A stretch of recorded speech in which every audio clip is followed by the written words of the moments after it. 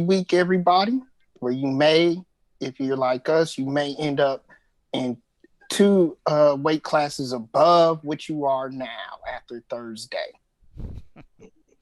For always, I'm your host, Robert Alexander. Alongside me is Lucas Biggers. We have Malachi from Danger Zone Boxing. And joining us will be the rest of our team on this panel will be Shakura Armstrong and Javi when they do attend. So tonight, ladies and gentlemen, we have a special panel discussion going on here about this weekend. But before that, I do want to touch on a few topics because we do have to discuss boxing, of course. So a few things boxing wise that we want to go ahead and get out the way. So let's go ahead and start with first the weekend's DAZN fight between Daniel Jacobs and Gabriel Rosado. Now, Lucas, this was a fight originally for Chavez Jr. Are you much more pleased with the matchup here with Rosado, going with Rosado instead of Chavez Jr.? Isn't everybody? I mean, Chavez Jr. lately has looked to be nice, very lackluster. Not to mention, I mean, Rosado's always been game. He's always game. He's in every fight that he ever was in. Makes everything exciting. So, yeah, I mean, they definitely went the right route with Rosado. Malachi, do you see Rosado bringing any issues for Daniel Jacobs, or you think this is a walk in the park? I don't think it's going to be a walk in the park, but I don't think that he'll necessarily be in the fight. Like, I think that Daniel Jacobs will have a pretty wide lead. He may stop him, probably maybe from cuts, because Rosado does have a lot of scar tissue. If not, it'll go to a lopsided UD, in my opinion. All right, and here's the first lady, Shakura Armstrong, has joined us. Shakura, we're getting a few boxing items out the way. We're talking about Rosado versus Daniel Jacobs this weekend on DAZN. You looking forward to this fight, and what do you think will happen? Well, Rosado fights are always, made for them Rocky movies with all the blood and everything and the action. So I kind of like the fact that I feel like I'm going to see some action, but then I always feel like when you're talking about Danny Jacobs, we're talking about a little higher class level as far as talent is concerned and skill. So, while I am looking forward to the fight, as I am all the Rosado fights, I do think that, I think that the victory will probably go to the established super middleweight. All right, so Malachi thinks it's pretty much a fight for Daniel Jacobs as well. Shakura also. Lucas, what's your take on it? You see Rosado giving him any problems, or you think it's Danny Jacobs as well? I mean, it's definitely Danny Jacobs' fight to lose. He's kind of set up to win in this kind of a exciting fight, but he's still kind of tailor made for what Daniel Jacobs is gonna bring. So yeah, I mean, I fully expect Daniel Jacobs to handle him, but I mean, Rosado surprised us before, so. Yeah, and I mean, I really don't know how long it's been even since I've seen Rosado in the ring. You know what I'm saying? That's the thing for me is I don't even know what we're going to see out of Rosado in this fight. Are we going to see a different fighter? Is it gonna be Rust in the ring? There's a lot at stake there for him, and I think it's pretty much really a safe bout for Daniel Jacobs, especially being his caliber, where he's at. So I don't see Rosado giving him any problems at all. I really think Daniel can stop him, and I think he can stop him in the mid rounds, maybe 5 or 6. Okay. So we're going to our next topic here, which is the heavyweight bout this weekend that Malachi, I know you're looking forward to. You have Joe Joyce versus Daniel Dubois. These two are prospects in the heavyweight division. They're a little bit on the lower level, but they're on the come up or up and coming fighters. But they're giving each other a bout, and it's going to be a decent fight this weekend. Malachi, what are you looking forward to most in this fight?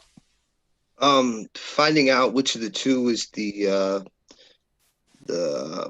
prospect that's going to be the next in line from the UK. I know a lot of people who know boxing that are really high on Dubois, I think his name is.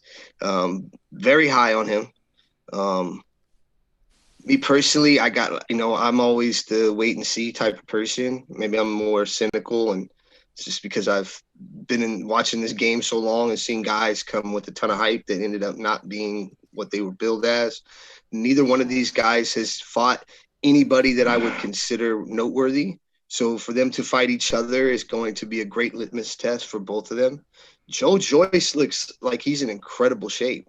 I still like the boys in the fight, but we'll see. Lucas, I know you have an opinion here as far as you think Usyk beats both of those guys very easily. I said I could say they've beaten him. I didn't necessarily say easily, but I think he would win. I don't really expect these guys. I don't think they're the future of the heavyweight division. I think the heavyweight division right now is pretty solid as it is. It's funny because we had this conversation maybe even a year and a half ago, and it would have been like, man, nobody want to see a heavyweight, period. So it speaks volumes upon where this heavyweight division has come. Am I excited for the fight? Yes. I still want to see this fight. It's still intriguing. I just don't think that these guys are really the future of the heavyweight division, but I'm going to be watching, and, I've been proven wrong before. Shakura, what are you most looking forward to seeing this fight? Are you looking forward to seeing this fight? Well, of course I am. I mean, it's heavyweights. I mean, guys, it's heavyweights. Anything can happen. Anybody can have one punch that's great, and somebody get laid out. Either way, you just don't know, because that's what's so exciting about heavyweights. I mean, look at how we thought Dillian White was going to have easy pickings with Povetkin. Didn't happen. Yeah, but those are a little bit. I'm just saying, it's heavyweights. Anything can happen. So for me, yes, I'm always excited to see it. I mean, and I'm actually looking forward to seeing some younger heavyweights and see what they have to offer to the division.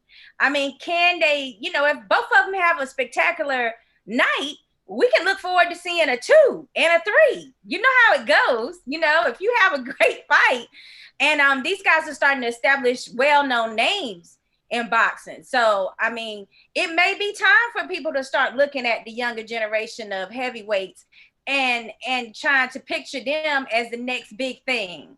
I mean, because a lot of times we're not seeing the fights that we thought we were going to be looking forward to in the heavyweight division right now, which was the Fury Wilder 3, which was the Wilder AJ that never happened, which is the Fury AJ that is up in the air as far as timing. Like, I mean, why not look at this next generation, this next crop of talent, and see, if anybody is worthy enough to be the next big star of heavyweights. So, I mean, I have to agree with you there. Usyk Chisora was a decent fight, but as far as anything else in the division, we haven't really seen anything. So this is a good showcase for both of these fighters. That being said, I think there's a lot more desired to see from them. And hopefully we get a big knockout or something like that everybody can talk about to kind of shine a light on one of those two guys this weekend. Guys, before I turn into our awesome panel discussion that we have, last bit of news. Triple G Golovkin is back December 18th. He has his fight with Kamil Meta, something like that. Oh, boy. Something like that. Lucas, why are these guys fighting these no names? I have about as much interest in this fight as you did trying to pronounce it. I just don't. I think right now nobody really wants to fight Golovkin that's not, PBC or gonna cause some extenuating circumstances where they actually have to reach out to other promoters, other broadcasting networks, and obviously he's not getting the Canelo fight. So, who are they gonna get to fight him? Well, Malachi, Well, that's I interesting think to Jamel say. Charlo would love to fight him. Or Jamal. Again, PBC though. Jamal Charlo. Yeah, I feel you. agree. But yeah, I mean, other than that, we got to think about it. I mean, who does he really have? Well, Malachi, that's interesting because significantly, DAZN is putting Triple G on the night before the Canelo fight. Canelo fights on the 19th. Triple G will be on DAZN on the 18th. Do you think they're trying to get a third bout between Triple G and Canelo here? You think that's the attraction? Most likely. I think they're trying to maybe entice Canelo into fighting him again. I don't think Canelo has any interest in fighting him again. There's just, what does Canelo get out of it outside of a payday? He's already beat him. Maybe if he beat him more convincingly, people would kind of be like, oh, yeah, he beat him. The second fight, he beat him the second fight. But even then, I mean, that's his most questioned loss. So, I mean, yeah, I think he still has a lot to prove. He still has a lot to gain out of it. I mean, it's on our end, on the fan end, but like he's already like, what else is he's not? If the only thing he does is if he fights Triple G again, and it's close again, he gets to hear again how he never beat, they robbed Triple G, or he literally needs to knock this man out to gain anything out of beating Triple G. Yeah, it's a stain on his record as far as most fans go, and if he's a man about legacy, I mean, he wants to kind of put an emphatic statement. He might try to go back and get a knockout. I don't know. I mean, he's fighting the Ring magazine holder at 160, 168. I mean, we sleeping on Callum Smith is the lineal champion at the super middleweight division. I mean, I feel you on that one, but that one's beat? to be. Oh, there we go. Who is Triple G beating? No. Let's like, who's he beating? Who's he beating? Daniel Jacobs is the best win on his record? I mean, arguably, same with Canelo.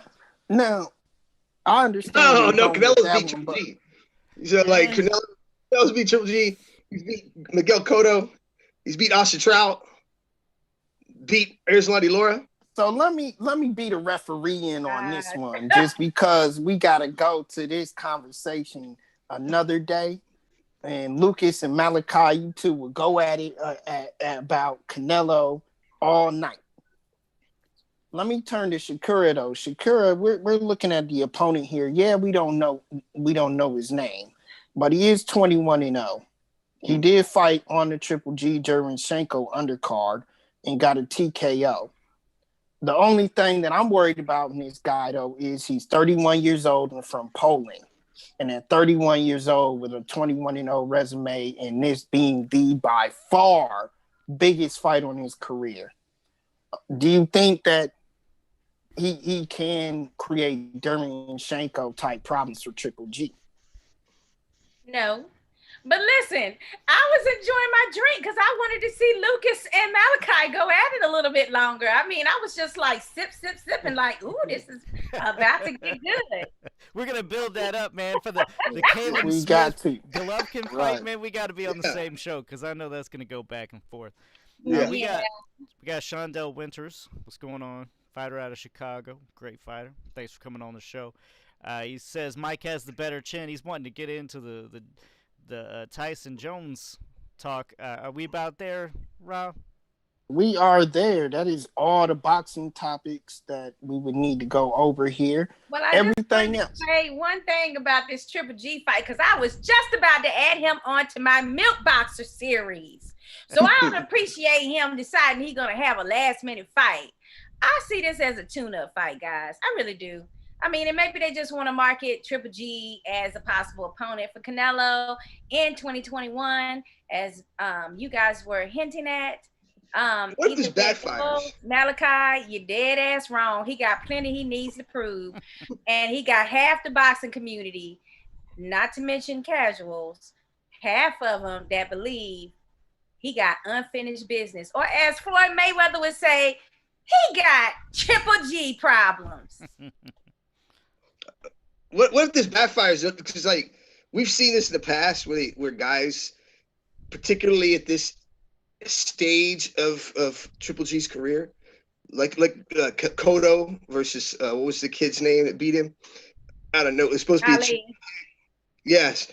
Like what I can see this is a good time to catch Triple G. He hasn't looked impressive, like beyond impressive in his last few fights. This is a good time to catch him, I think. But I don't know enough about this guy to go out there and be like, yeah, I'm taking this guy. But it just feels like it could be one of those times when a cherry pick backfires. Well, I agree with you that this would be the time for Canelo to face Triple G. I mean, he's already waiting him out like what, 3 years now? So yeah, I mean, why not?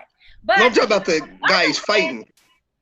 On the other hand, the guy he's fighting, yeah, he's 21-0, but as you pointed out, like, who is he beating? And the only other thing we got to question is, you know, just because we don't know of him doesn't mean that he's not a solid boxer. But Triple G, Canelo level, nah, I don't see it.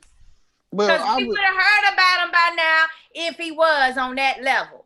Yeah, and I would give him a shot if he was a younger fighter, being a undefeated prospect.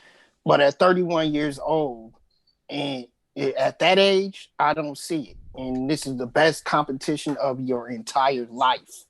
I just don't see it. And I don't think he's had many fights outside of Poland. In fact, I believe his fight on the Derevyanchenko undercard was his first fight in the United States. I don't see it happening. I got to transition us now though into the main point of the night, guys. This is something new that we're going to try out here at Heavy Bag Boxing on Tough Talk Tuesday. We are going to open up the lines for some fans to be able to comment in live on the show. And I don't mean type. I mean actually be able to give us your input live on the show.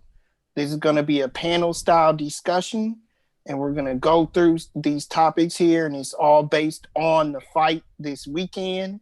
The one everybody's wanting to see. Or is it? The link is down below. So for the ones watching that want to join in, just click the link below. Please click, as Lucas stated, please click the link below and we'll chime you in on our go. We already got some questions coming in, though. Well, basically statements. Mike also punch is harder from Shondell. Both are 50 are both at 50 are there to be hit. So, yeah, he has a point there. Sherman Henson says, Tyson, let's be real. Shondell Winters went back. GGG is tough and over strong. Yeah. So, guys, what I'm saying is we're going to open this up for you using that link. So, I want you to go ahead and go over these topics and give us your opinion. And then us, of course, on the panel will be giving ours.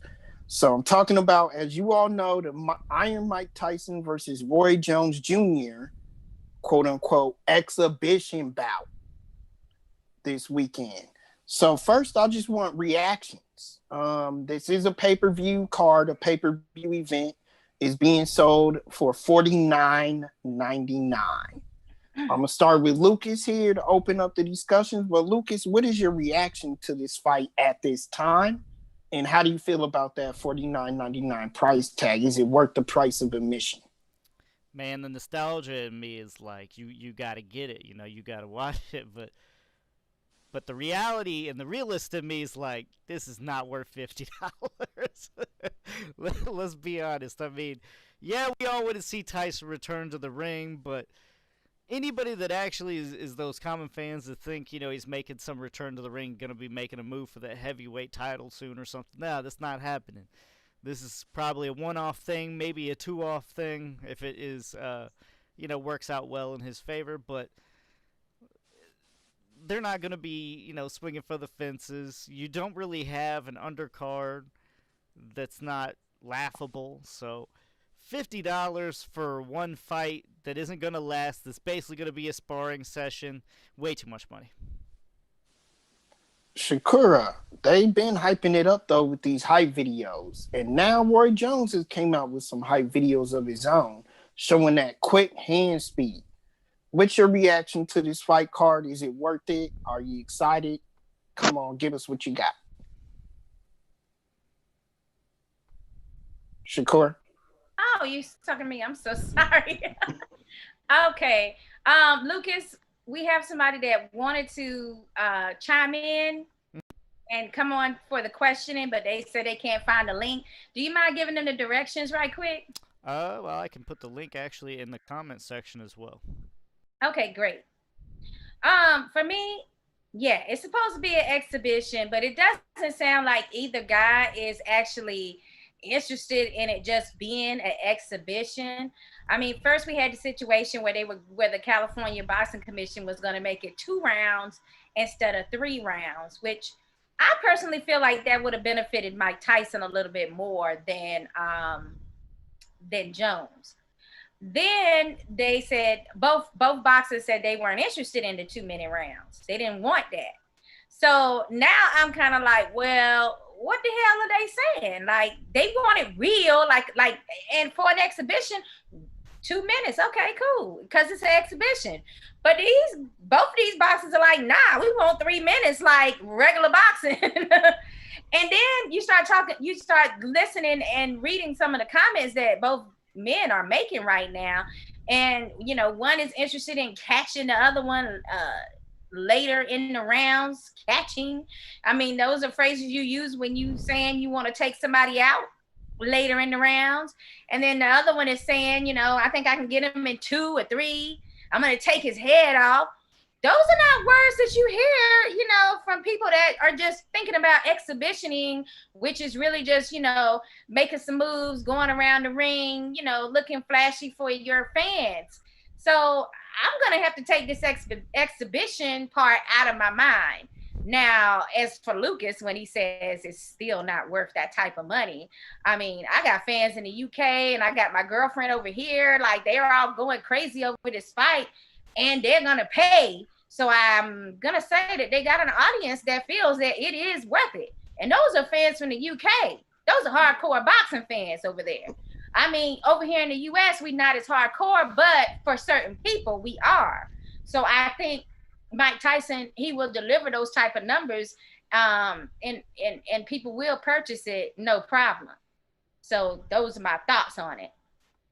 So Malachi, are you looking forward to this one, and are you going to pay that price? I'm looking forward to it. Am I going to pay for the fight? No. I will be watching the fight, but won't be paying for it. But on the level though, how excited are you at least to see this type of fight? I really, honestly, I don't care, bro. I'd be like, okay, I'm gonna watch it, right? Because it's Roy Jones and Mike Tyson. But like, I don't see how. Like, I just wouldn't pay for this fight. Like, look at the undercard. The undercard's like Bayou Jack's fighting some guy named Blake. We'll go there in the show. We'll go there in the show. We're gonna discuss that and everything here. But I'm gonna try to build up this fight because and the event and the way that it is set up here and get everybody excited for this because I think I don't mean to cut you off. I do think it's gonna outsell all the pay-per-views that's been put on this year. And that's exactly. Sad. Exactly. I see crazy things happen. I see Hooters gonna be sold out. Standing room only in Buffalo Wild Wings. All the bars are going to be packed during COVID. People are going to come out the woodworks to see this fight. Lucas, do we have any fans yet? Nobody actually coming on to the Zoom meeting, but let's see. No comments yet. All right, so this is how we're going to build this thing up then. How did we get here? Let's just have a nice little panel discussion about the careers of Roy Jones Jr. and Mike Tyson and the relevance and significance that they actually play in the sport today. How did we get to this point to see these two guys get to this actual level?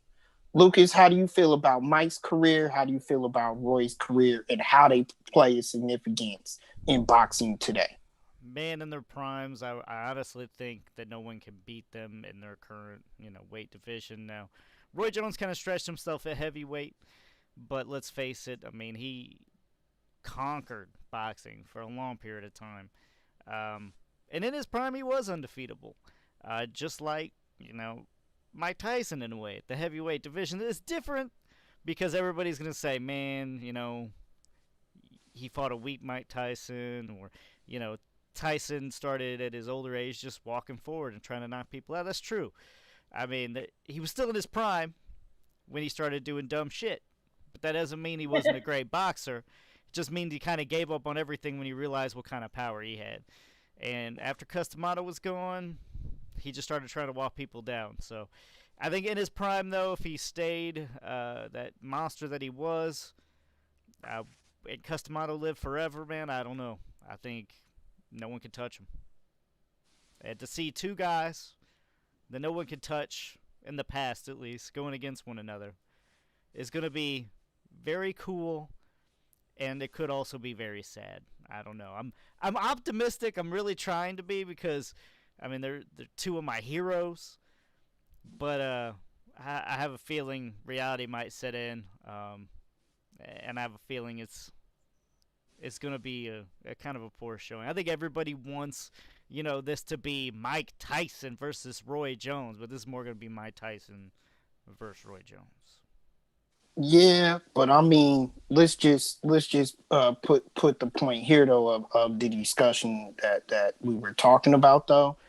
But their name still is relevant in the sport today. Do you agree? Clearly, yes, and I agree that basically, and not even off Roy Jones' name, off Mike Tyson's name alone, this is going to sell a lot, just because of the legend he has become. You show Mike Tyson's face anywhere in the world, chances are that somebody's going to know who he is. Mm-hmm. Yeah, definitely. Can I say the same for Roy Jones? No, but he definitely is a star in the sport for sure. Malachi, what is your take on these two boxers' career and the significance and the relevance that it plays in the sport today? I think Roy Jones, I'll start with him, 4-division world champion. There's an argument to be made that Roy Jones was the most gifted fighter of my era. There's an argument a lot of people make that Roy Jones is the best fighter of my era. I think his resume is a little bit better than Mike's. I think Mike is a guy who, because of the way he was destroying people, and that was an era of kind of like after Larry Holmes, and there wasn't really great heavyweights outside of Mike Tyson. I mean, Bruno was a good, solid heavyweight. Bone Crusher Smith, a good solid, but there wasn't any great heavyweights outside of Mike Tyson until Evander Holyfield came up from cruiserweight. And then, Riddick Bowe started to come up there, come onto the scene around that time towards the end of Mike's career too.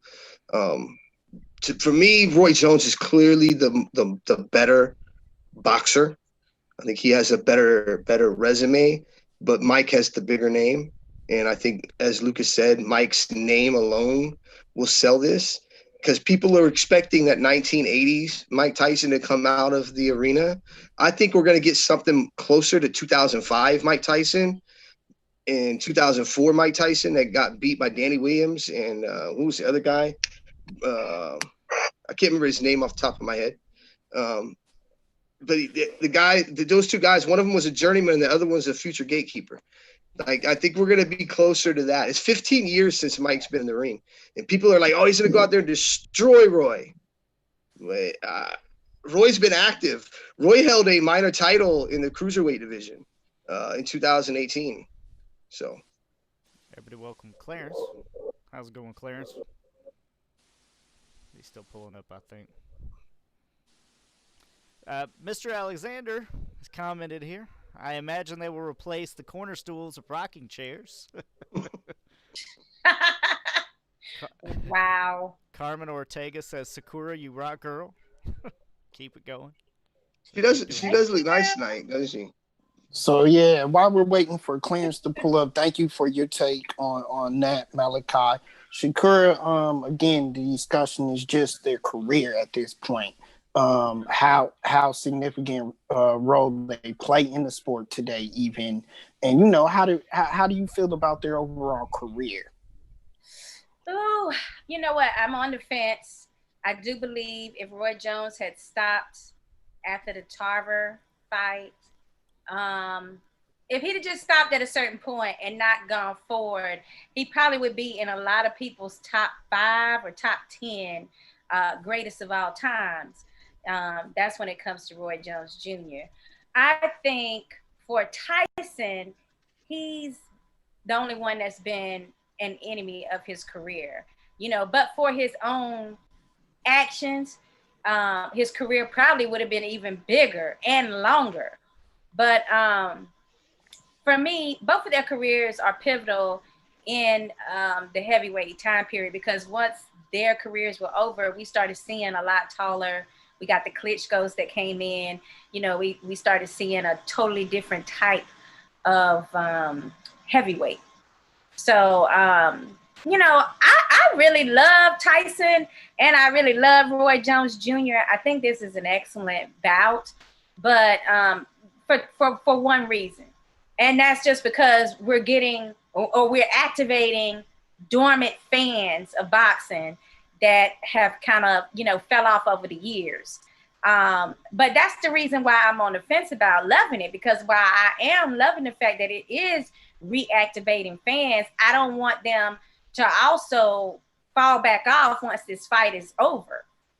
How do we keep them in the fold and keep them excited about new prospects and new boxers that's on the rise? And then, it's just a point of, we have talented guys in the sport today. We have talented heavyweights. But for some reason, they're not catching on to the level that a Mike Tyson has. And the main reason why is because of the type of, profound, impactful action, that Mike Tyson brought to a fight. Or for Roy Jones, all of the intricate skills and the quickness that he had. It was more flashy. But it's the only thing we have close to it right now, as far as the heavy hands, is a Wilder. So it's kind of sad that a lot of people are sleeping on our great talent that's out here now, but at the same time, I'm still very happy with the fact that they are reactivating to see this exhibition bout. So the only bad thing is that undercard might not be the undercard that they should have went with in order to continue or to grab their attention for future bouts. That's why I love sometimes giving you guys these discussion panel topics, because y'all go off on another topic. But I'm going to build it up for you even more, because this is what I wanted to do with this topic, is actually build it up. Because it's the significance of the career. Basically, it's the formula of how we got to where we're at right now with all the hype. And it's because, let's face it, in the primes of their career, both Mike Tyson and Roy Jones Jr. were the creme de la creme. They were it. They are two of our heroes in this sport. They are the guys that we salivated at the mouth to see. We foamed at the mouth to see them fight. And it didn't matter who they fought. We just wanted to see a fight. When you looked at a Mike Tyson fight, it wasn't a Mike Tyson versus like you see now. It was, we're trying to see the Mike Tyson fight. Same as Roy Jones. When you went to see a Roy Jones fight, it was, we're going to see the Roy Jones fight. We're going to see the show. And by the way, he was the first one that came out with the music videos before he coming into the ring with the entrance. He started the whole movement Floyd did with the ring entrance before it was Floyd. The equivalent of Roy Jones to me at the height of his career was the equivalent of his idol, Michael Jordan, in basketball. That's who people thought he was. With the quick hands, the movements, everything he was emulating in the ring, emulated how Michael Jordan was out on the court. And Mike Tyson, that's power you've never seen in the sport before. That's power and anger you've never seen in the sport today. That's why we have that significance of the fight, because both of their names are still relevant. And it's still relevant and impactful today to where people are flocking and want to see this fight just as much as they would when Floyd Mayweather fought. So to me, that's the significance of this fight, and it has a lot to do with who they were in the primes of their career. I agree with you on that. I mean, I like the breakdown that you gave. I'm just interested to know your opinion on one thing, Rob, and that's if these two had actually fought in their primes. You know. Well, we're going to get to that later. I stumbled on something. I stumbled on something. We're going to get to that later.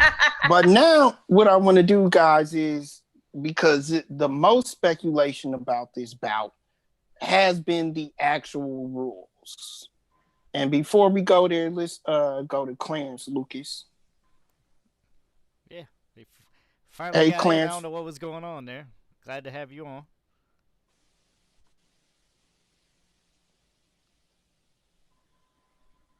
Hey, Clarence, you on, buddy, if you can hear us. It's not that he's muted. It's almost like you don't even have like the microphone thing next to his name. So. Oh, you see him? I don't even see him. Yeah, we can't hear him, and it sounds like he can't hear us either. So.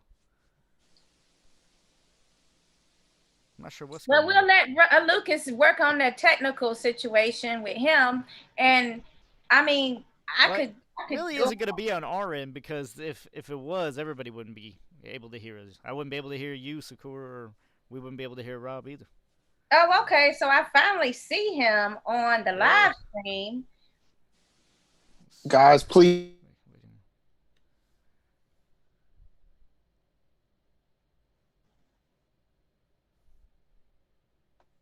Now what happened? Okay, now I can't hear Rob. I can't hear Rob. This thing's just going down altogether. What happened, Rob? Did you pull out your headphones or? All right, guys. So, okay, there you go. No, I was getting a phone call beeped in. Let me ask a question, because Shakura brought up a great point. This fight's bringing a lot of people who either gave up on boxing for whatever particular reason or moved to another sport. My worry is they're going to come and they're going to pay all this money for this fight. And then the main event, because of how poor, at least in my estimation, the undercard is, and then the main event go out there and be a stinker, or they're expecting like 1980 Mike Tyson and early 2000 Roy Jones, and they're not going to get either. They're going to come away and be like, oh, boxing is horrible. That's why I quit watching it to begin with. You know what I mean?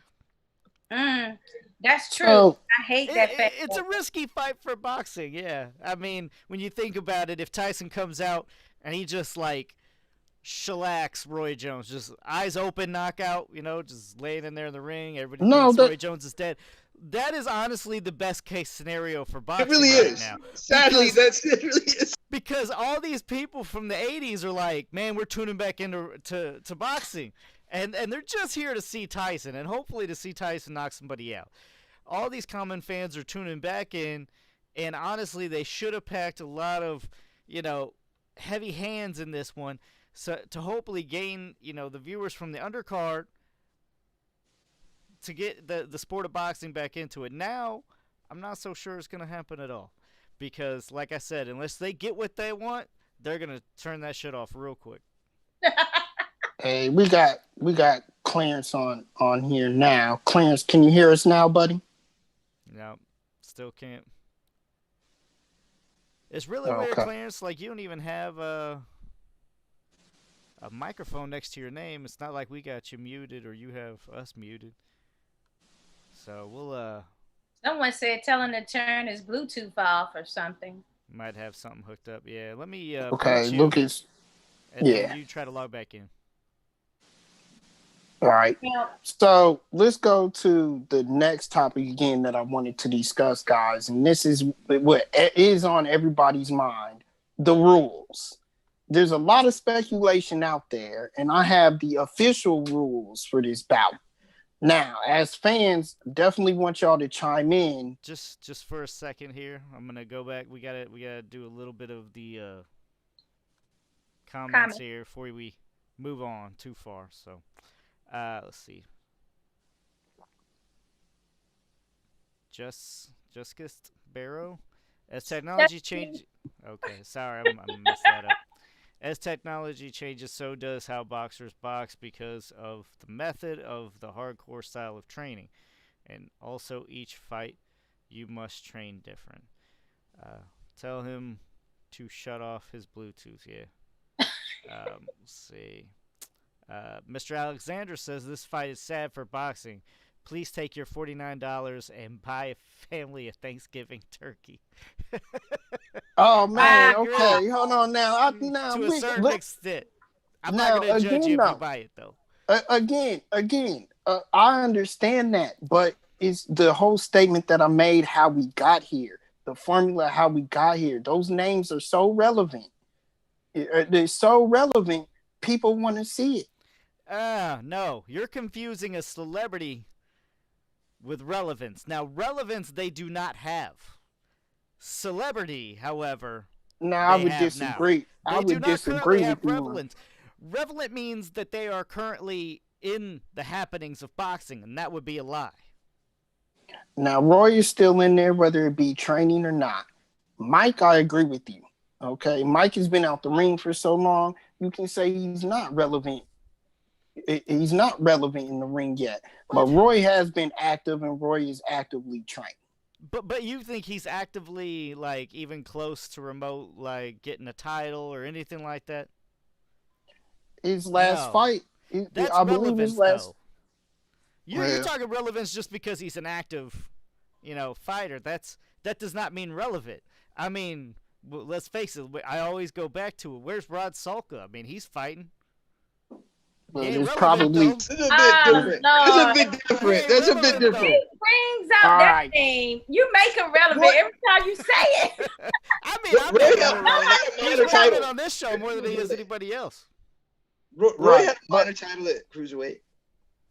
I mean, I consider them relevant because we can use them as like influencers of our boxing community.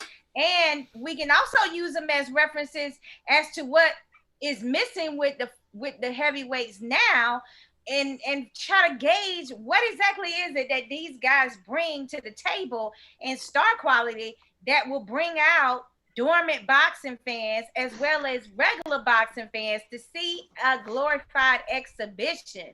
Like, we need to learn from that. That is relevancy to me. Now, if you're talking about professional bouts and them going up, being on the rankings and things like that, then, I froze up. Well, then no, that would not be relevant. But if you're talking about relevancy as in the terms of, boxing and boxing fans and heavyweights and comparisons and trying to expand on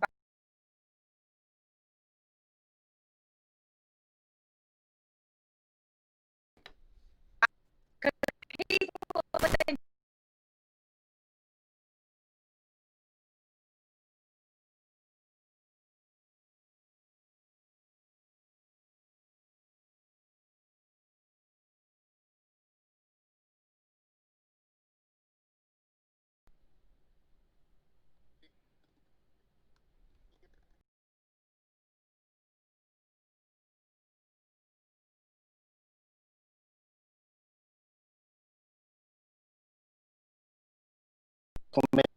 going and they're still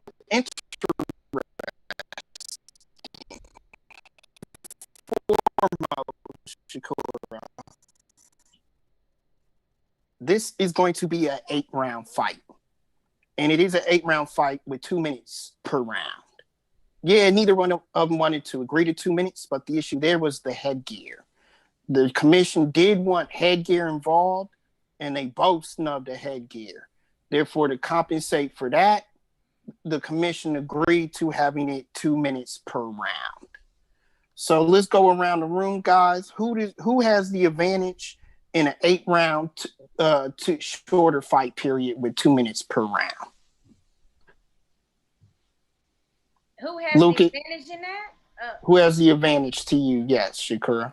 I would say that that's an advantage for Mike Tyson because I mean most people agree that because he's been so inactive that he's gonna have issues with stamina.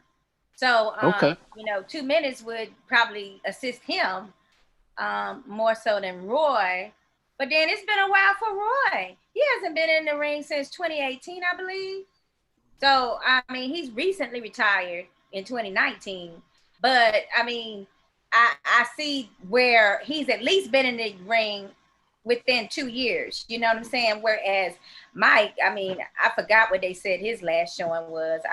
I think I remember 2008 or something like that. It's 2005. And I forgot to tell you guys, I need short answers for these. I need short answers on these. Malachi, eight round fight with 2 minutes per round. Who do you think has the advantage? Early on, Tyson, but the longer the fight goes, the worse off it's getting for him. Lucas? Man, I pretty much agree with what he's saying. I mean, yeah, the 2 minutes is going to favor Tyson basically just based on his style and how he's going to have to bring it to Jones and how I think we all expect him to, but he's also going to tire a lot faster overall. But, yeah, it's hard to say who that actually favors. Per round, it's going to favor Tyson, but in the long run, it's going to favor Jones. Oh, I can see your point there, but it's definitely favorable to Tyson, especially with those 2 minute rounds since he hasn't been in the ring that long. And let's face it, he's trying to end the night quick. He already said he is. He's trying to end the night quick. Well, you got to sell yourself. Let's see here. We got some more comments. This would be the equivalent if Michael Jordan decided he wanted to play ball all over again in Italy. MJ fans would still have fans and want to see what he can do. But the honest truth, he wouldn't be the same MJ that played with the Bulls. That's a good take. Steve Alexander, take it from this old guy and long time boxing fan. Competitive boxing is a sport for the young. It is what it is, an exhibition and nothing else. It is just an exhibition. I think the people that are hoping for it to get drawn out, I think it's basically just that. It's hopes at this point. I honestly can't see it turning into the slugfest we all really want. I mean, I'm hoping. I think we all are secretly hoping. But we all know deep down it's probably not going to go there. Let's see. Barrow says, Jones, tap, tap, move, Jones. So, see, Jones sounds like outboxing him. All right, guys. So, the next on the rule list here, we have 12-ounce gloves. So, they're both going to be given 12-ounce gloves. Lucas, who do you think that the gloves favor the most? I mean, Roy, but for obvious reasons. Malachi, do you think that's going to hinder Tyson that much to give Roy a big advantage in the fight, though? Yeah. I mean, it's 12-ounce gloves. That's, definitely favors Roy. Because it's going to take some of the power off of Tyson's punches. I mean, it's still, if you've ever sparred, you're still going to feel it. But it's not going to be like it was with 10-ounce gloves or, lower, like 8. Shakura, you have Roy on that one as well? I don't know. I don't know. I mean, I see pros and cons for both of them on that one. I mean, most real boxers don't want 10-ounce gloves on, and that's under any cases. So, I mean, it weakens the argument of it being like a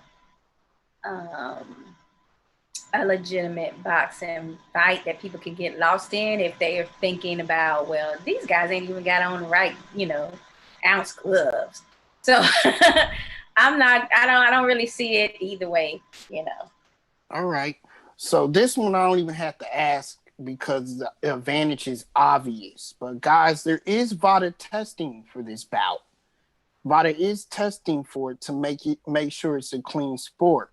However, they agreed to not test for marijuana.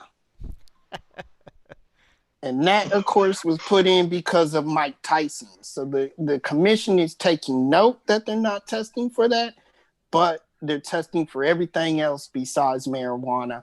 Obviously, that's an advantage for Mike Tyson because he's going to come into the bout calm as day. Claire says, first rule, no ear bites. Then, again, says, these are... I mean, well, let's remember what Tyson did in his last exhibition. Yeah, he knocked Corey Sanders out. It's supposed to be an exhibition. He knocked Corey Sanders out in the first round. Well, that's why I'm getting to all these rules. So aside from that, aside from those rules there, then of course you have the WBC is putting up a belt. It's now called the Frontline belt. So that belt will be up for grabs for the winner to take. Therefore, guys, everybody's speculating out there that there will be no judges. There will be no winner. That is false. There will be judges. There will be a clear winner that wins the belt. And get this, we have celebrity judges. The judges will be Christy Martin, Vinny Paz, and Bad Chad Dawson.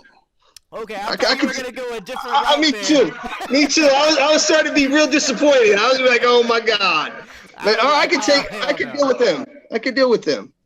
No, this is true. So with that being said, I was in the names judges that were not even in boxing, you know what I mean?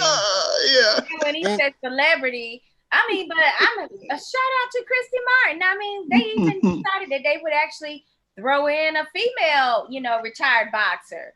So, I mean, and she used to be on all of, Mike Tyson's undercards or co-mains. So I thought that was pretty neat as well. Cool. I mean, and nothing's wrong with a Chad Dawson either. Yeah, you know what I'm saying? but so these are people that have some type of knowledge about boxing and judging. But they also have relationships, though. Christy Martin has a relationship with Mike Tyson. Chad Dawson has had a relationship with Roy Jones. Roy has trained him in a fight before. Y'all don't see that there's any kind of bias happening? Well, they both got Heidi one. says that's not bad. I was gonna say, like, she was thinking what me and Malachi were thinking. Yeah, I was expecting some off the wall names like Will I Am. So, you know what I mean? So let's go into that real quick. And the reason why Robert you all Gibbons should have been a judge. Mike would lose. That's what Clarence just said. No, Robin Gibbons still might be after that check, so she might pick Tyson to win. But I'm going into that. The reason why you guys were nervous about these celebrity judges is because of this next topic, which is the undercard. I feel like Lucas Malachi, this is going to be your least favorite topic of the night.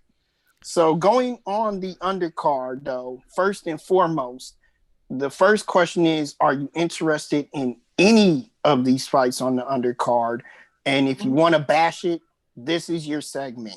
Go ahead and feel free to full on fresh bash this undercard if you like. Malachi, you jumping at the bit. Let's start with you. I'm actually interested in one fight on the undercard, and that's Paul versus Robbie, which is crazy because it's not even two boxers. But that's actually the one I'm most interested in because I think Paul's going to destroy this kid. He's been working with Shane Mosley. I've been watching some of his sparring. He's not looking bad, man. I was like, he's looking pretty good. So I think he's going to stop Nate. So just to go over to give our fans, if you haven't seen it, the full undercard is the fight that Malachi just mentioned, which is Jake Paul, a YouTuber, versus former NBA player Nate Robinson. You have Badu Jack, who hasn't been in the ring in a little while, versus Blake McKernan. And then you have Vidal Riley versus Rashad Coulter. And that is the main undercard for the actual pay-per-view bout. Lucas, I don't think you're looking forward to any of these, so let's hear your bash. Let's hear your rant. Of course, it's just a sad undercard, but to echo a little bit of what Malachi said, if these YouTubers got to be in it, at least be in it. Stop with the Nate Robinsons. I mean, like he was saying, he doesn't actually look bad. Let's throw him in with some boxers and actually make it legit. Let's stop calling him a YouTube fighter, and maybe he will actually start to build himself as a real fighter. Then I can actually give him a little bit of respect. But fighting Nate Robinson ain't going to get you no respect from me.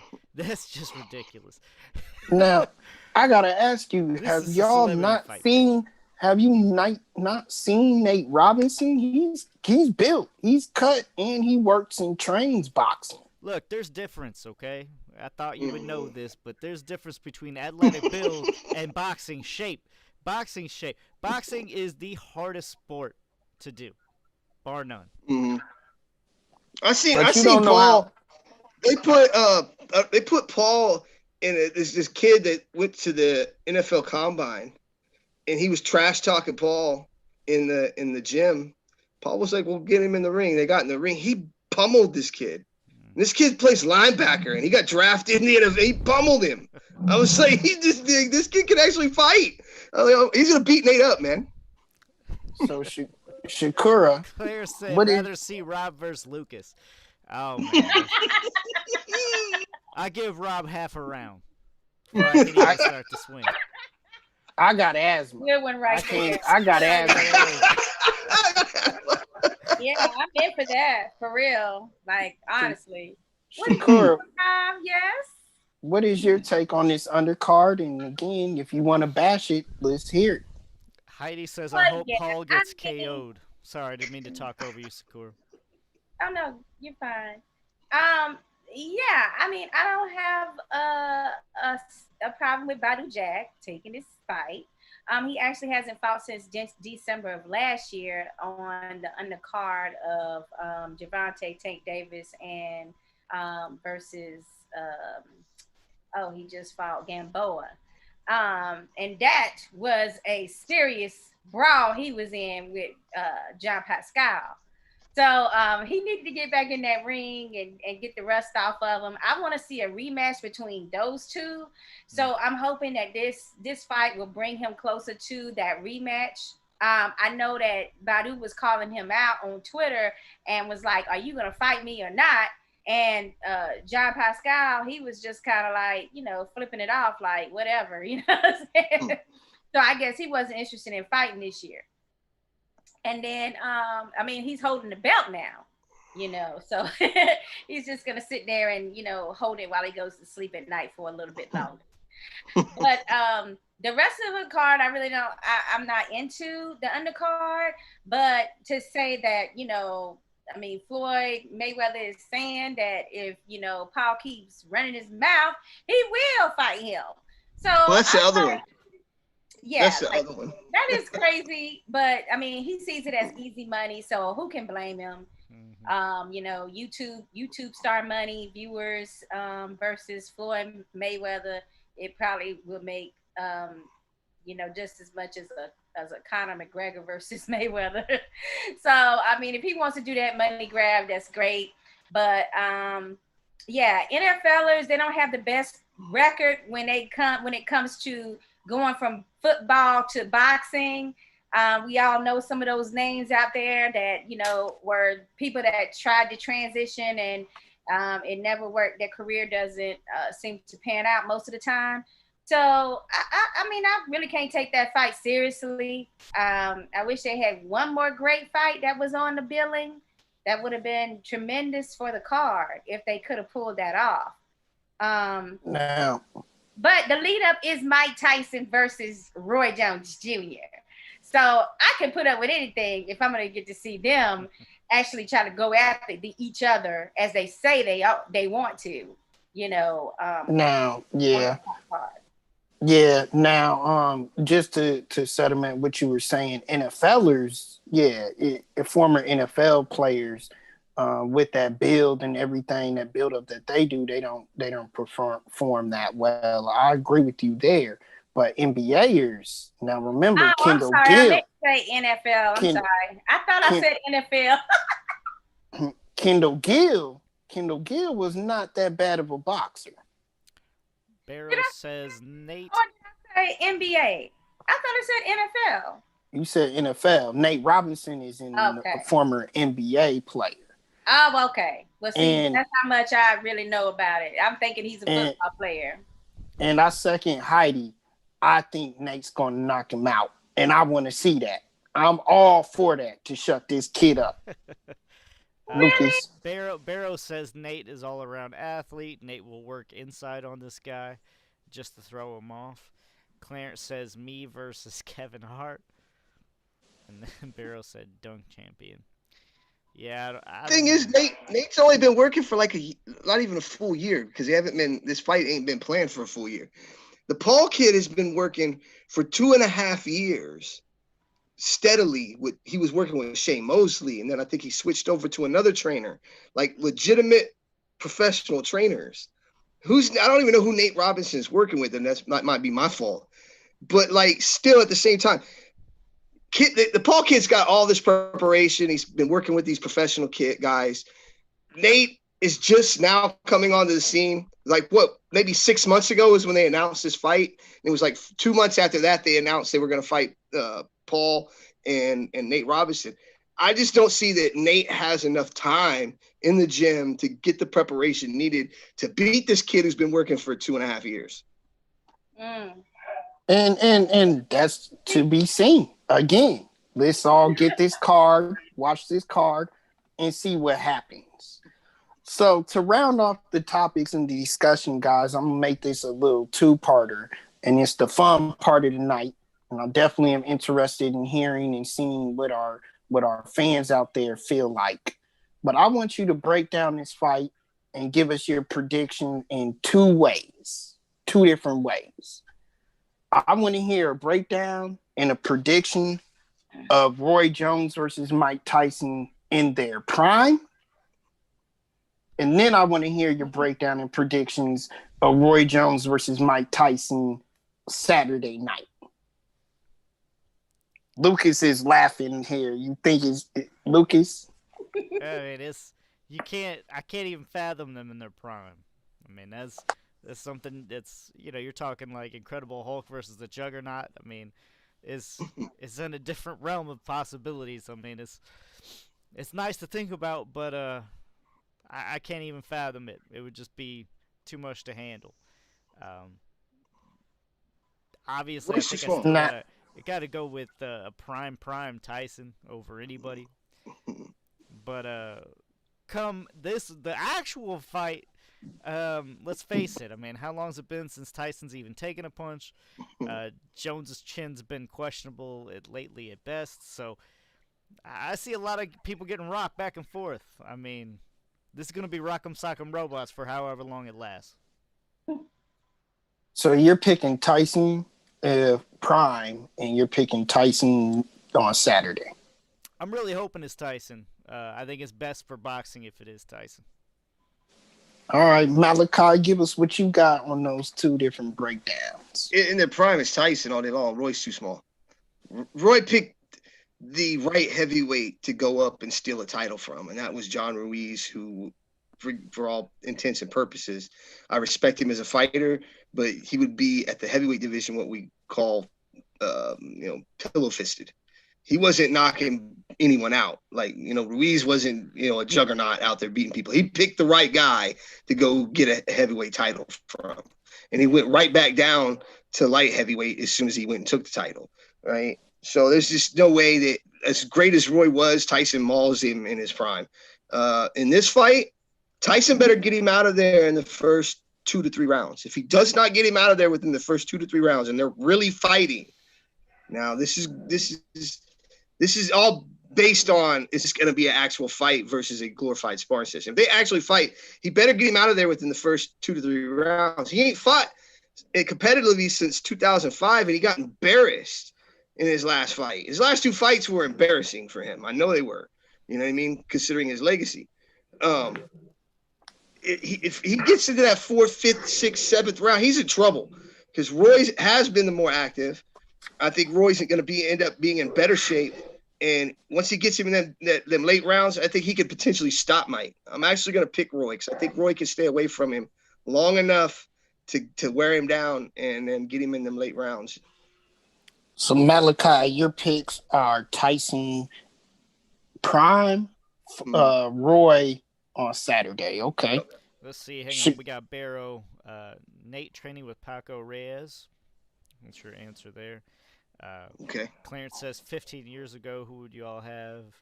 That's an interesting discussion too.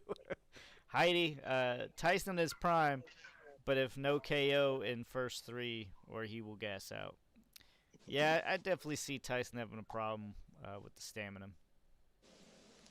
Shakura, give us your breakdowns and your picks.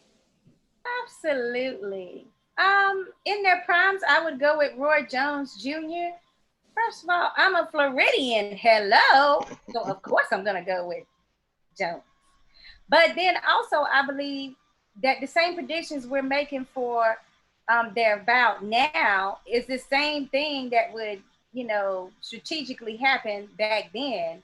If, Tyson stood a chance against a Roy Jones with his quickness, it would have to be in the first couple of rounds in a prime situation. And then we're talking about still having stamina issues again. But also what Malachi was saying about, Roy Jones did go up and he grabbed the belt. Then he came back down to light heavyweight. But at the same time, Mike Tyson is what we call now a smaller heavyweight. So I don't think that Roy Jones would have had a problem in there with a small heavyweight at that time. Now for now, I see it the same way, where if Roy Jones gets him past a certain amount of rounds, he's going to be tired. Mike Tyson's stamina wasn't the best then, and it sure can't be more improved now, that we're talking about older fighters. So I'm going to go with the same situation there. I'm going to go with Roy Jones Jr. on both. So Roy Jones. All right. I'm writing this down so we can keep score. Guys, my take is in their prime. The biggest argument, one of the biggest arguments in boxing, one of the biggest arguments me and Lucas always has is the argument of speed versus power. And I always go with speed every time. And I think that speed of Roy Jones that he had proved in his prime would be way too much for Mike Tyson. Mike couldn't catch him, and he damn sure would get hit too many times for him to get totally frustrated, and then we would see issues like he had with Evander Holyfield. I think it would even be more decisive of a victory for Roy Jones against Mike Tyson in their prime than Evander had, because Roy, with that lightning quick speed, is going to frustrate him beyond belief. Like I said, if you can't catch him and you can't see the punches coming because they're that quick, it's means for disaster. So, I mean, you say it like Mike Tyson's slow or something. He's slower than Roy. He was certainly slower than Roy. Man, I don't know. I think Mike mauls him, bro. I think he beats the crap out of him in their prime. So I go with Roy Jones in their prime.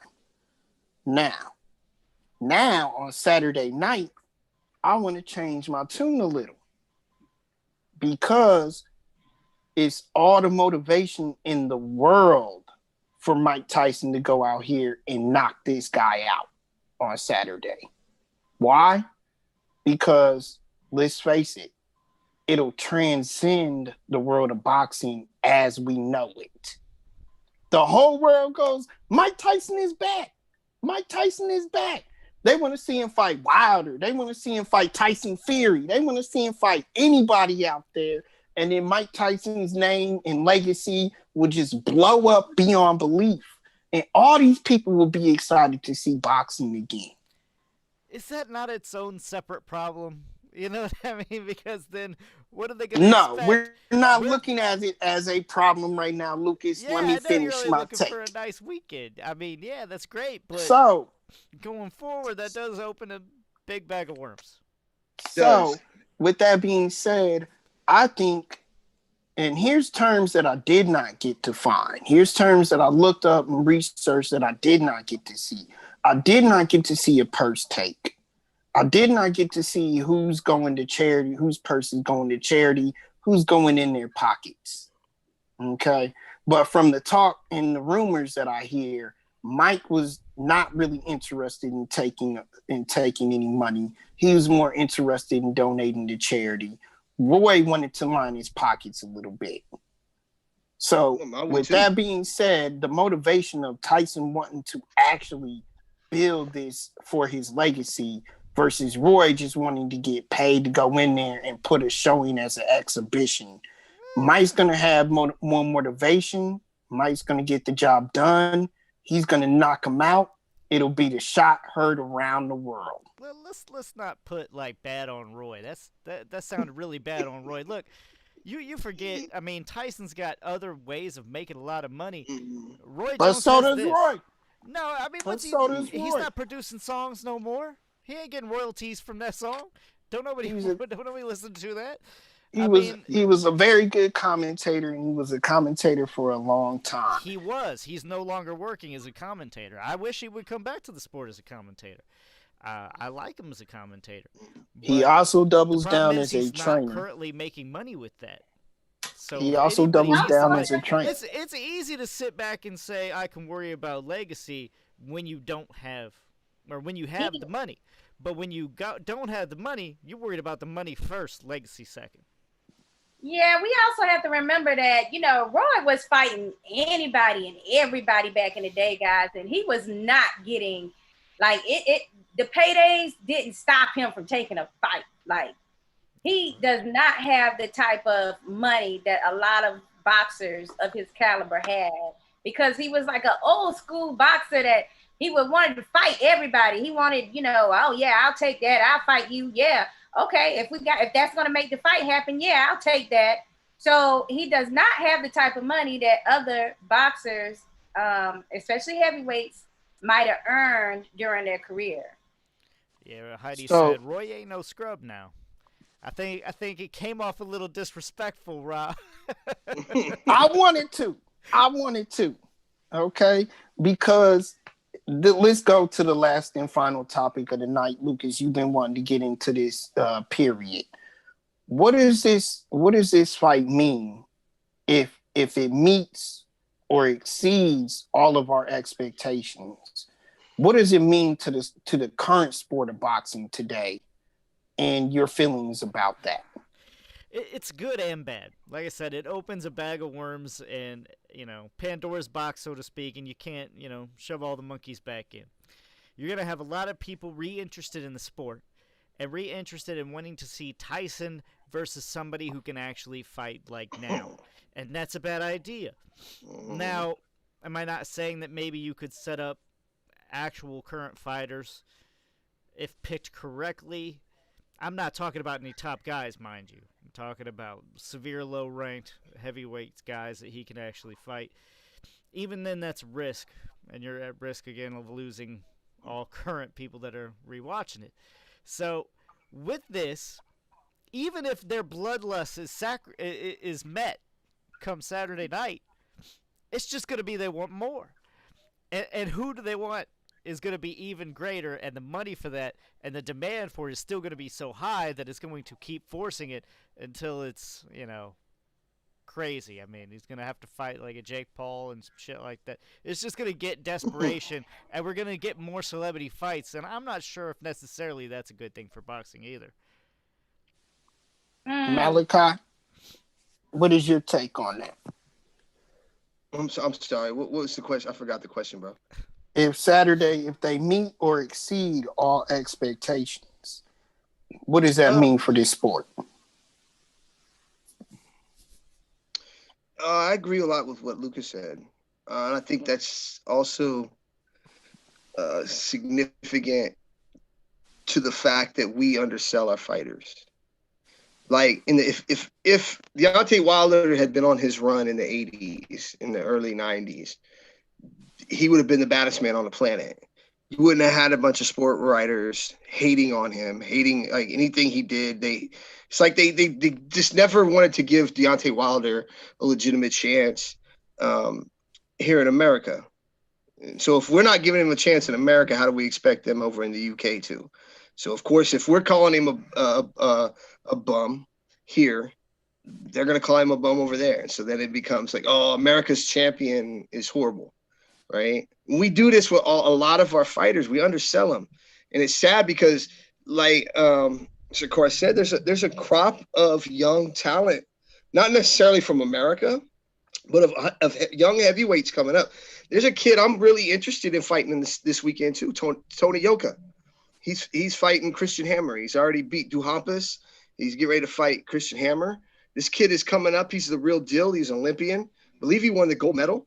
The kid's for real. But no, all we're talking about is Roy Jones versus Mike Tyson, which is a testament to their legacy. But it's also a testament to the fact that we downplay these new kids. Like, it's like Kelly Pavlik says, if you were born, if you boxed after 1990, you're nothing. You were trash. You were nobody. Like, you know what I mean? But if you fought before that, it's like these fans are like, oh, they're the greatest. Nobody could beat them. Like some of these guys will cuss you out if you tell them that, you know, this guy from now would beat your guy back then. No, what's the kid, Harry Greb? You ever talked to one of his fanboys?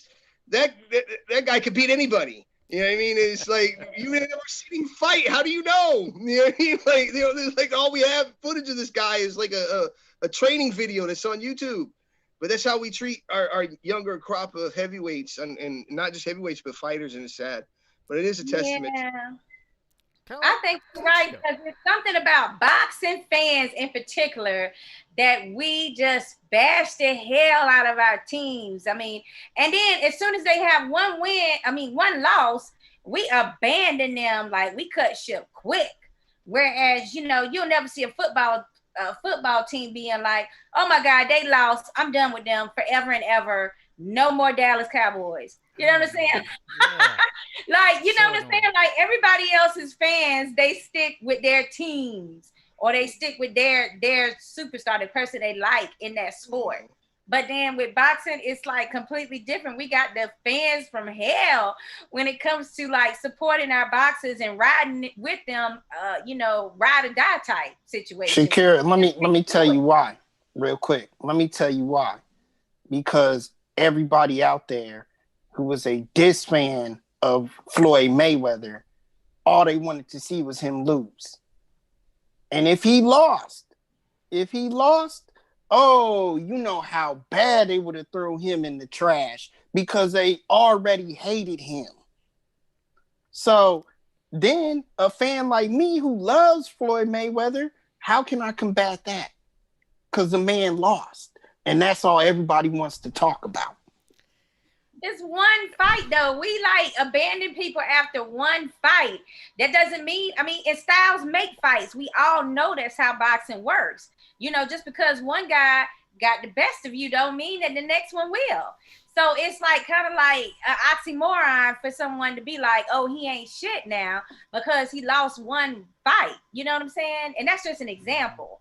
I mean, but we got other issues too in regards to Mayweather. I mean, there's some cultural things that were going on there too. You know, seeing a black man, you know, throw some money at some strippers and throw some money away and have fun. You know, people had issues with that. Like, there was some more cultural things going on than just that. But it is a formula. like you say, that works for you to have a great segment of your viewers that don't like you, because they're gonna keep tuning in because they want to see you lose so bad. So in essence, the very things that they didn't like about Mayweather, they was helping him secure more of his of the things that they didn't like about him because they were buying the fights.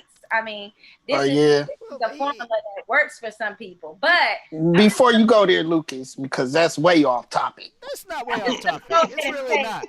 We got boxing fans. That's way off topic. End it by saying we do have boxing fans that really need to learn how to support their boxers, whether or not they have an off night or they have a spectacular night. And I think the best way we can do that is for all of these promoters to start marketing these fighters as prospects. Don't wait until you get your world champion status and then they want to start marketing you a little bit. I mean, people need to know about these boxers beforehand, and boxers need to stop trying to fight 1 or 2 fights a year. The formula in the past that worked was 3 or more. All right. A fight every quarter. So everybody has a hand in it. Let me get my answer, but before I'm gonna let Lucas speak. Yeah, before. You guys are definitely right with the zeros. What makes boxing for me better than MMA is when you get knocked down, you have a chance to get back up, last through the standing 8 count, go back out and fight. You don't really get that in MMA. You get knocked down and it's over, right? So with a knockdown, why are we still not carrying that over to the loss category? If you lose, it's not over. You can get your title back. That's what makes boxing good. Stop with this zeros over. Now you're, a bum. It's garbage and it's ruining the damn sport. Just stop. But as far as the Mayweather, I had to say something. He put himself in that own light. He made that persona. Let's take it like this, okay? Both him and Mike Tyson have been doing a lot of bad outside the ring, but they did a lot of good inside the ring. One can walk down and not really be bothered too much, but one needs some security guards, and there's a reason for that. So I'm going to admit something to you that y'all never thought. Mike Tyson's at least, what is he, 6'2", 6'1", 6'2", I mean, that's 225. Like Floyd's like what, bro? He's like at max. He walk around at like I'm not 150. talking about that. That's not what I mean. Because Manny Pacquiao could do the same. He could walk down and not really be bothered too much. Floyd's gonna get fucked with. Well, he's got Secret Service or something around. Yeah, Manny got everybody with him, bro. Well, he didn't have that shit before. Let me. But he said nobody would want to hurt him. Nobody would want to hurt these other 2 guys. Whereas there's some Mayweather haters out there that they would actually maybe try to actually do something to him. Exactly. So for our fans, he brought just in case, like messing around with Tiny. Now he had T.I. on him for a while. I don't think T.I. would do nothing to him. I'm just saying. Right. Tiny. But I think Floyd began to like being. Hey, I got this new who button he was now in front of the camera. Switch to active speaker. I'm gonna start using that button starting next week, where it says switch to active speaker on y'all. I mean, that's great, but it only works when I do. No, okay. Just so our fans know, some of us on this show hate Mayweather. Some of us love him. And anytime he comes up, it's like an instant shock wave that goes through the set. That like Canelo with you guys there. Yeah. But I'm gonna admit something to you tonight that you probably never will hear me say, never heard me say, and I have to admit this. Floyd strategically built up his career strategically so that he would never lose, just to keep the aura going. But deep down, the way everything was built and suited for him, it was all built and suited for him not to lose. I can't honestly admit that.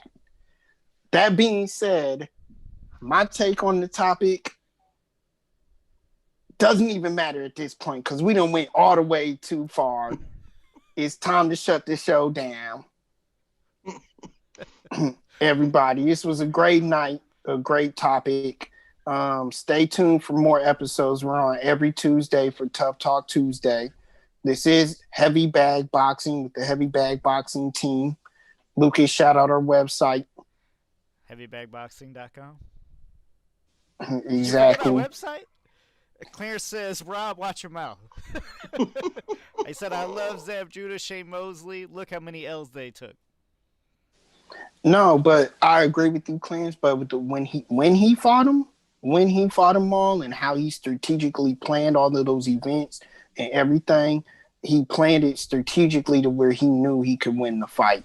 And in the way that the Mayweather camp studies boxers, they already know based on the style what they're going to do and everything, the way that Floyd adjusts to them. They know what he can do. They know he's going to win the fight when he steps into the ring.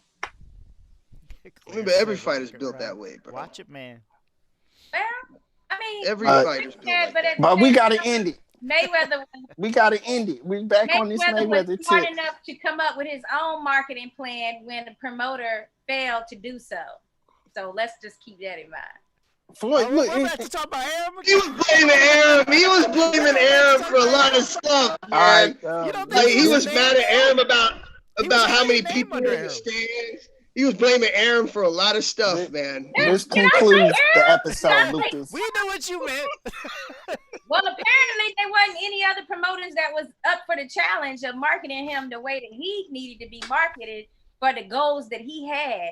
My point was not to diss any promoter, more so to compliment Floyd in the fact that he, as a boxer, decided to take his own career and his own financial future in his hands. Like, he came up with his own premise. So for everybody that thinks he's so dumb, or for everybody that thinks, oh, he can't even spell his name, and for everybody that thinks this or that, you have to remember that this guy was a marketing genius at a time when people didn't even think that you could market that way. I don't know. I mean, I'm not saying he didn't do it, but not boxing. It was when he beat De La Hoya.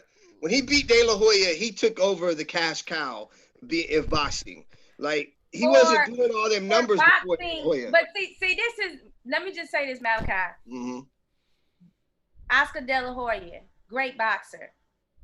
When he won the fight against Oscar, he solidified the boxing fans. Mm-hmm. But what Floyd was able to do is say, hey, wait a minute, there's still all these people out here, all these people that are not even boxing fans. How do I get to them? That's the genius. And I think a lot of other fighters did that. I mean, Tyson, he's just got off his personality alone. But you look at what Ali did. I mean, he really piggybacked off Ali. Ali made everything he was in. He was the brightest star in the room. You know, couldn't nobody outsell like Ali. So, but yeah, we did get way off the rails with that, like we usually do.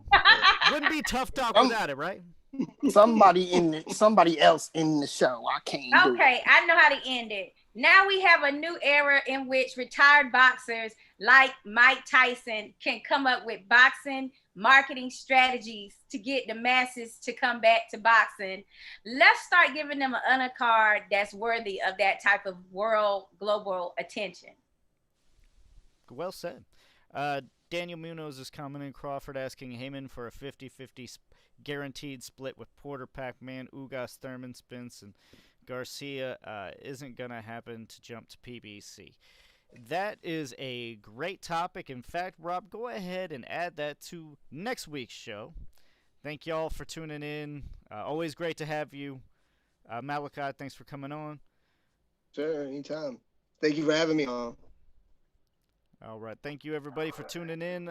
Great show. And, if something crazy happens, maybe we'll have an on-the-fly, special Tough Talk Saturday night. We'll see. I'm ready. I got my drink ready, Lucas. All right. Thank you all for tuning in. We'll see you next week.